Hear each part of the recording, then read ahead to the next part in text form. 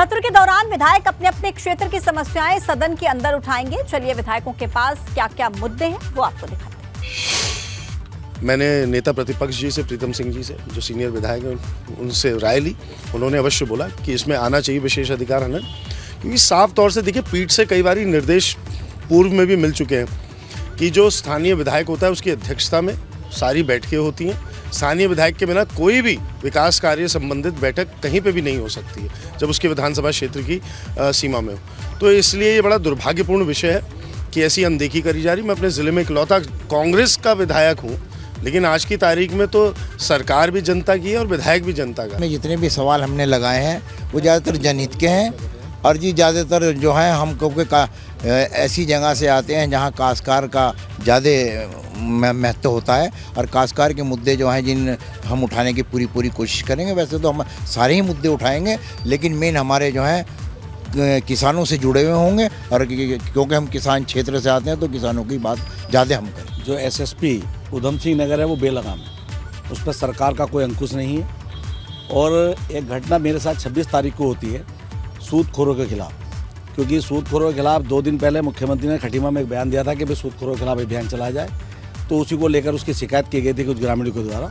तो उनके द्वारा 26 तारीख को मेरे यहाँ आते हैं और मेरे साथ अभद्रता की गई। मैंने तत्काल कोतवाल को फ़ोन किया, कोतवाल उनको पकड़ कर ले जाता है, लेकिन 2 बजे के आसपास एसएसपी के आदेश पर उनको छोड़ दिया जाता है और मेरी तहरीर होने के बाद भी रिपोर्ट दर्ज नहीं होती। 30 तारीख को मैं सीएम साहब से मिलता हूँ, तब उनके दबाव देने के बाद रिपोर्ट दर्ज होती है, लेकिन साथ ही साथ उन तीनों के द्वारा मेरे खिलाफ भी रिपोर्ट दर्ज करा दी जाती है। पंकज राणा इस वक्त मेरे साथ जुड़ रहे हैं ज्यादा जानकारी के साथ। पंकज, आज विधानसभा सत्र का पहला दिन है और विपक्ष जिस तरीके से हम बयान सुन रहे हैं काफी सख्त नजर आ रहा है और तल्ख लहजे में नजर आ रहा है। क्या स्थिति है पहले दिन? देखिए, बिल्कुल विधानसभा सत्र की जो कार्रवाई है वो थोड़ी शुरुआत से हंगामेदार जरूर रही। कांग्रेस के जो तमाम विधायक थे वो सदन की कार्रवाई शुरू होने से पहले बेल पर बैठ गए। उनके अलग अलग अपने जो क्षेत्र हैं उनकी मांगे थी, कानून व्यवस्था का मुद्दा था, उसके साथ साथ ही क्षेत्र में विकास कार्यों के मुद्दे थे।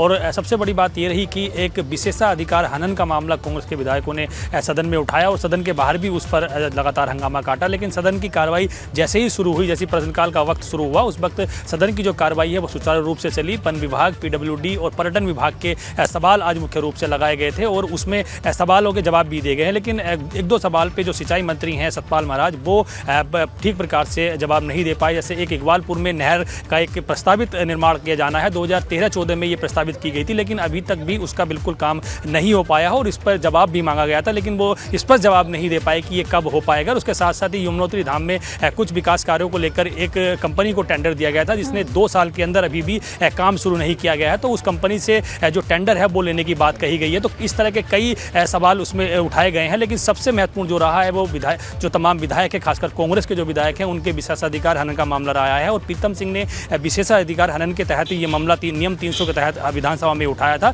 जिसके बाद सरकार की ओर से भी सरकार को निर्देश दिए गए हैं पीठ की ओर से कि विशेषाधिकार हनन के जितने भी मामले विधायकों के हैं उन पर एक जाँच की जाएगी। तो जाँच जो समिति है विधानसभा द्वारा गठित की जाएगी, उसके बाद विशेषाधिकार हनन के जो मामले हैं उन पर पूरी तरह से जांच की जाएगी कि फिर विधानसभा अध्यक्ष ये माना जाए कि जो विधानसभा का सत्र है ये इस बार बहुत हंगामेदार रहने वाला है। बहुत धन्यवाद आपका जानकारी देने के लिए पंकज।